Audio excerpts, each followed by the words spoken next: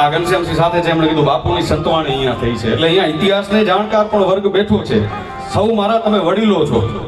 એટલે એક નાનકડી આ વાત કરતો જાઉં કે આજની સરકારથી નથી થઈ શક્યું ને, એ વર્ષો પહેલા એક અકબર નામના બાદશાહે એવું કામ કર્યું. શું કર્યું? દુસાજી આડા નામના ચારણ અકબર બાદશાહના દરબારની અંદર એક ઘંટ મૂકવામાં આવ્યું હતું.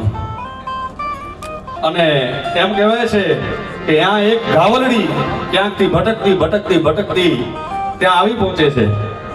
અને અકબર બાદશાહે એ ઘંટ એટલા માટે રાખ્યો હતો કે કદાચ કોઈ નાનો માણસ એની ફરિયાદ સાંભળવા મારા માટે આવે, મને ફરિયાદ કરવા, અને કદાચ મારા પાસવાનો એને મારી પાસે આવવા ન દે, તો ત્યાંથી એ લોકો ઘંટ વગાડે એટલે ત્યાં બાદશાહને ખબર પડે કે કોઈ મને ફરિયાદ કરવા માટે આવ્યું છે.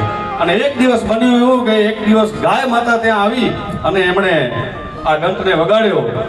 ત્યારે અકબર બાદશાહે દુસાજી આડા એ રાજસ્થાનના કવિ હતા અને એ સમયના રાષ્ટ્રકવિ તરીકે જેને બિરુદ મળ્યું હતું.